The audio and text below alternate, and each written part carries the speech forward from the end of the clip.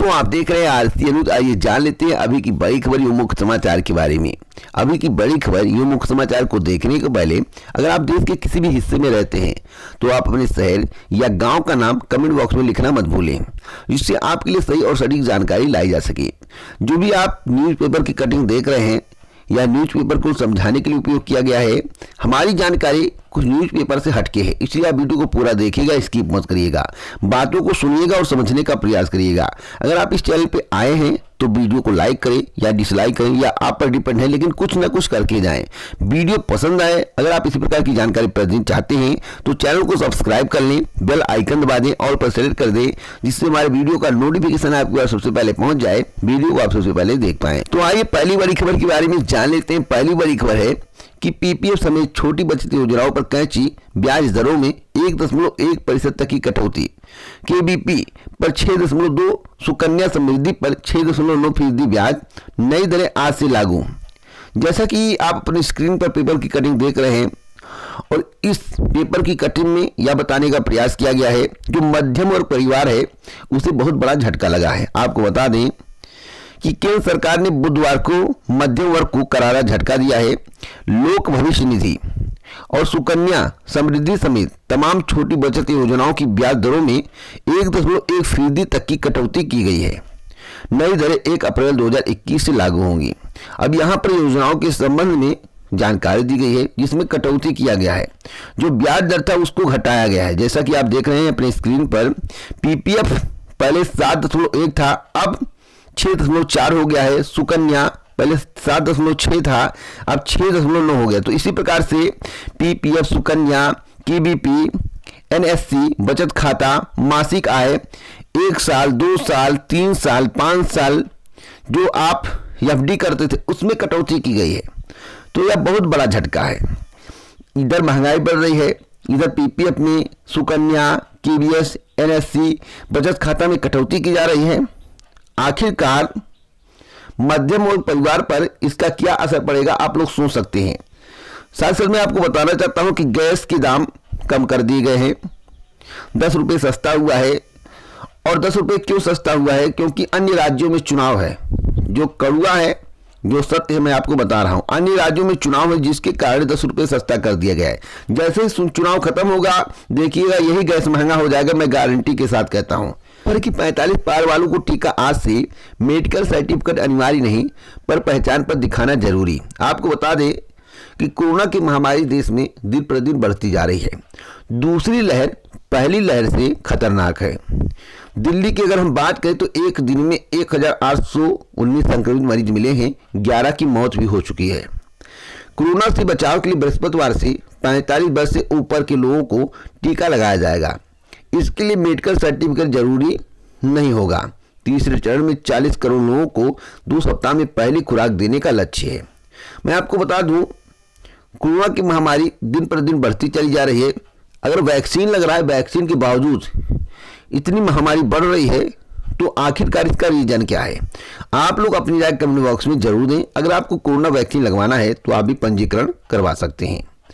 पंजीकरण का जो समय निर्धारित किया गया है सुबह 9 बजे से रात 9 बजे तक, तो आप लोग जरूर जाएं, पंजीकरण कराएं और कोरोना वैक्सीन लगाएं। हो सकता है कि कोरोना आपको ना हो। अगली खबर की 10 रुपये में पूरी सब्जी बेचने वालों के रोजगार पर संकट। आखिरकार जो 10 रुपये में पूरी सब्जी बेच रहा है उसकी रोजगार पर संकट क्यों आ रहा है? जैसा कि देश के प्रधानमंत्री जी कहते हैं, आपको मालूम होगा कि आत्मनिर्भर भारत, आत्मनिर्भर बनो, स्वरोजगार करो, रोजगार देने का प्रयास करो, लेने का प्रयास मत करो। हम खुद रोजगार कर रहे हैं, हमारा ही रोजगार चला जा रहा है।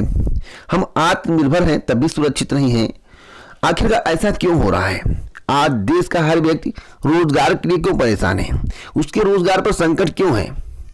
अब यहाँ पर जो बात कही गई है कि 10 रुपये में पूरी सब्जी बेचने वालों की रोजगार पर संकट, वह इसलिए कहा गया है क्योंकि रेलवे का निजीकरण हो रहा है। रेलवे में निजीकरण का मुद्दा संसद से लेकर स्टेशन के प्लेटफार्म तक छाया हुआ है। स्टेशनों को निजी हाथों में सौंपने के साथ ही पारंपरिक खान पान स्टाइल की जगह फूड कोर्ट बनाने से लाइसेंस वेंडरों में नाराजगी है। 10 रुपये में यात्रियों को गर्मा गर्म पूरी सब्जी उपलब्ध कराने वालों के सामने भी रोजगार का संकट है। अखिल भारतीय रेलवे खान पान लाइसेंसीज वेलफेयर एसोसिएशन का आरोप है कि खान पान व्यवस्था भी बड़ी प्राइवेट कंपनियों के हवाले की जा रही है। तो देश में सब कुछ निजीकरण किया जा रहा है और निजी हाथों में सौंपने का प्रयास किया जा रहा है। क्या यह देश के लिए सही है? जो भोजन हमें 10 रुपये में मिलता था वही भोजन अब 50 रुपये में मिलेगा। जो प्लेटफॉर्म टिकट 10 रुपये में मिलता था, 5 रुपये में मिलता था, वह आज 50 रुपये में मिल रहा है। तो क्या इससे देश आगे बढ़ रहा है? आप लोग अपनी राय कमेंट बॉक्स में जरूर दें। अगली खबर की 5 अप्रैल से दौड़ेगी 71 अनारक्षित ट्रेनें। कोरोना संक्रमण के बीच उत्तर रेलवे ने 5 अप्रैल 2021 से करीब 71 अनारक्षित ट्रेनों को पटरी पर उतारने का निर्णय लिया है। इन ट्रेनों के चलने से दिल्ली एनसीआर के साथ ही सहारनपुर, अमृतसर, फिरोजपुर, फजिल्का समेत कई शहरों की यात्रियों की राह आसान होगी। हालांकि कोविड की ट्रेन के नाम से चलेंगी, लिहाजा यात्रा किराया भी अधिक वसूला जाएगा। तो आप यहां पर देख रहे हैं, फिर कहा जा रहा है कि किराया अधिक वसूला जाएगा। आज सब कुछ सही नहीं है। आपको अगर सब कुछ सही लग रहा है तो लग रहा होगा, लेकिन मुझे सब कुछ सही नहीं लग रहा है। महंगाई चरम पर है। चुनाव होता है तो पेट्रोल के दाम घट जाते हैं, चुनाव होता है तो गैस के दाम घट जाते हैं, चुनाव होता है तो बेरोजगारों से वादा किया जाता है कि हम इतना रोजगार देंगे, लेकिन क्या एक भी वादा पूरा होता है? जब चुनाव समाप्त हो जाता है, सरकारें बन जाती हैं तो कहते हैं क्या जुमला था। तो जुमला देखने के पहले, बातों को सुनने के पहले आप लोग एक बार जरूर सोचिएगा कि वास्तव में जो व्यक्ति कह रहा है हमसे पहले वादा किया था या नहीं। अगर वायदा किया था तो कितना वायदा पूरा हुआ है, इसके बारे में आप जरूर सोचिएगा। मैं यही कहूंगा, अगर नहीं सोचेंगे तो आपका भविष्य अंधकार में जा सकता है। अगली खबर की 9वीं से 12वीं का पाठ्यक्रम जारी। शैक्षिक सत्र 2021-22 में स्कूलों को इसी के मुताबिक करनी है पढ़ाई। आपको बता दें कि केंद्रीय माध्यमिक शिक्षा बोर्ड ने स्कूलों में नए शैक्षिक सत्र की शुरुआत के साथ ही 9वीं से 12वीं तक की कक्षाओं का पाठ्यक्रम जारी कर दिया है। शैक्षिक सत्र 2021-22 में स्कूलों को इसी पाठ्यक्रम अनुसार पढ़ाना है। मूल्यांकन भी इसी पाठ्यक्रम के आधार पर होगा। नेशनल करिकुलम फ्रेमवर्क 2005 के अनुसार तैयार पाठ्यक्रम से विद्यार्थियों का शारीरिक, बौद्धिक व सामाजिक विकास संभव हो सकेगा। तो अगर आपको पाठ्यक्रम देखना है तो आप माध्यमिक शिक्षा सेवा चयन बोर्ड की आधिकारिक वेबसाइट पर जाकर देख सकते हैं। एक खबर की पति पत्नी सरकारी सेवा में तो एक की चुनाव में ड्यूटी। आपको बता दें, इसके संबंध में निर्वाचन आयोग ने आदेश जारी कर दिया है। यूनाइटेड टीचर एसोसिएशन की मांग पर यह फैसला हुआ है। सभी जिला निर्वाचन अधिकारियों को इसके संबंध में आदेश दिया गया है कि इस पर विचार किया जाए। जो पति पत्नी सरकारी कर्मचारी हैं उनमें से किसी एक की ड्यूटी लगाई जाए। अगली खबर है, आदर्श आचार संहिता का कड़ाई से पालन कराएं। मुख्य निर्वाचन अधिकारी के द्वारा कई आदेश दिए जा रहे हैं। इधर मुख्य सचिव राजेंद्र कुमार तिवारी ने पंचायत चुनाव के मद्देनजर जिलाधिकारियों को आदर्श आचार संहिता का कड़ाई से पालन कराने को कहा है। उन्होंने कहा है कि स्वतंत्र, निष्पक्ष व शांतिपूर्ण चुनाव संपन्न कराने के लिए सभी जरूरी व्यवस्था कर ली जाए। अगली खबर है आपके संबंध में, आम आदमी पार्टी के संबंध में। जिला पंचायत सदस्य पद के 500 प्रत्याशियों की सूची जारी कर दी गई है।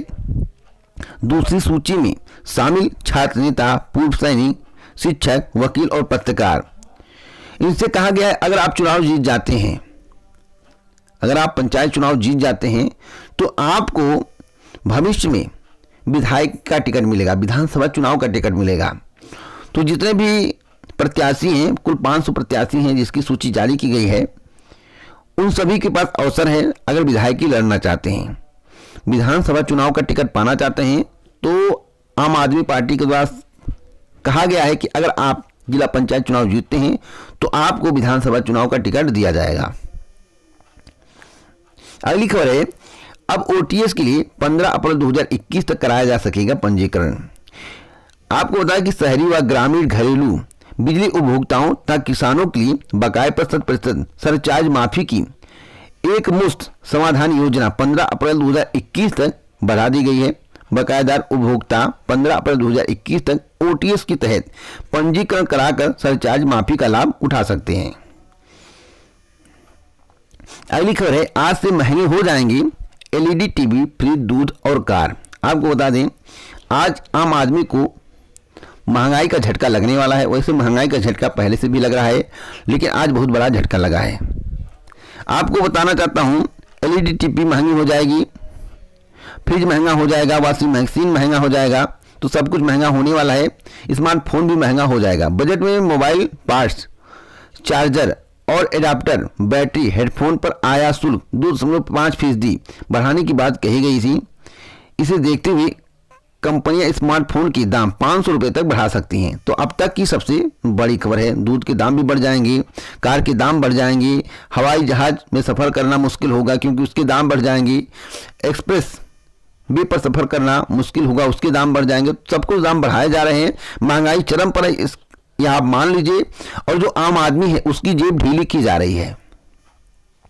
अगली खबर है कि मेरठ के 2 चकबंदी अधिकारी और 1 लेखपाल निलंबित। आखिरकार निलंबित क्यों किया गया, मैं आपको बता दूं कि मेरठ के ग्राम बिसौला से ग्राम सभा की जमीन से संबंधित वादों में अनियमितता बरतने के मामले में 2 चकबंदी अधिकारी और 1 लेखपाल को निलंबित कर दिया गया है। मुख्यमंत्री योगी आदित्यनाथ के निर्देश पर जिला अधिकारी को बंदोबस्त अधिकारी चकबंदी राकेश कुमार, चकबंदी अधिकारी प्रभाकर और लेखपाल संजीव कुमार चौहान के खिलाफ एफआईआर दर्ज कराने के आदेश देने के साथ ही सभी विभाग को कार्रवाई शुरू करने के निर्देश भी दिए हैं। अगली खबर आंगनबाड़ी को लेकर है। आंगनबाड़ी केंद्रों में भी 4 तक अवकाश के निर्देश दिए गए हैं। यह निर्देश कोरोना की महामारी के चलते दिया गया है। अगली खबर 69,000 शिक्षक भर्ती को लेकर। 69,000 शिक्षक भर्ती में खाली पदों को भरने की तैयारी शुरू। प्रदेश सरकार की परिषदीय विद्यालयों के लिए 69,000 सहायक अध्यापक भर्ती में खाली पदों को भरने की नए सिरे से तैयारी शुरू हो गई है। बीसी शिक्षा मंत्री की घोषणा के बाद सचिव बीसी शिक्षा परिषद की ओर से प्रदेश की सभी बीएससी ने उनके जिले में खाली पदों का विवरण मांगा है। तो सवाल है कि कब से प्रक्रिया शुरू होगी, तो बहुत जल्द शुरू होगी। 5400 पद खाली हैं। अगली खबर है कि पुलिसकर्मियों से 5 गुना ज्यादा शस्त्र जनता के पास है। तो अब तक की सबसे बड़ी खबर है। आंकड़े चौंकाने वाले हैं पर सही हैं। आपको बता दें कि जिले में पुलिसकर्मियों की कुल संख्या से ज्यादा लाइसेंसी असलहे आम लोगों के पास है। लाइसेंसी असलाहधारियों की संख्या पुलिसकर्मियों की संख्या की 5 गुना ज्यादा है। जानकारों का कहना है कि कानून व्यवस्था कायम रखने में एक बड़ी चुनौती लाइसेंसी असलाहों की लगातार बढ़ती संख्या को लेकर है। तो क्या अब लाइसेंस नहीं मिलेगा? मिलेगा। जो चल रहा है वह चलता रहेगा। अब सरकार रोक लगाना चाहे तो सरकार कुछ भी कर सकती है। सरकार के हाथों में सब कुछ है। अगली खबर है कि इन कॉलेजों में आज से दाखिले के लिए आवेदन। आपको बता दें कि लखनऊ विश्वविद्यालय के संबंध कई महाविद्यालयों में दाखिले के लिए आवेदन की प्रक्रिया शुरू हो चुकी है। वहीं कुछ ऐसे महाविद्यालय भी हैं जो 1 अप्रैल से आवेदन के लिए अपनी वेबसाइट खोल रहे हैं। Karamat Hussain girls college, Vidyarth Hindu PG college, Navyug Kanya Mahavidyalaya, Shri Jainarayan मिश्र महाविद्यालय में स्नातक और प्रास्नातक में दाखिले के लिए 1 अप्रैल 2021 से आवेदन प्रक्रिया शुरू हो गई है। करामत में प्रक्रिया ऑफलाइन की गई है। अगली खबर है कि आवेदन करने पर ही छात्र को मिलेगा migration certificate. Central board of secondary education ने हाई स्कूल व इंटरमीडिएट छात्राओं के लिए माइग्रेशन सर्टिफिकेट जारी करने की प्रक्रिया में बदलाव कर दिया है। अब सिर्फ उन्हीं विद्यार्थियों को बोर्ड माइग्रेशन सर्टिफिकेट की हार्ड कॉपी मिलेगी जिन्हें सीबीएसई से अलग दूसरे बोर्ड में दाखिला लेना होगा। ऐसे छात्रों को स्कूल के माध्यम से बोर्ड में आवेदन करना होगा। बोर्ड उन्हीं का सर्टिफिकेट प्रिंट करवाएगा।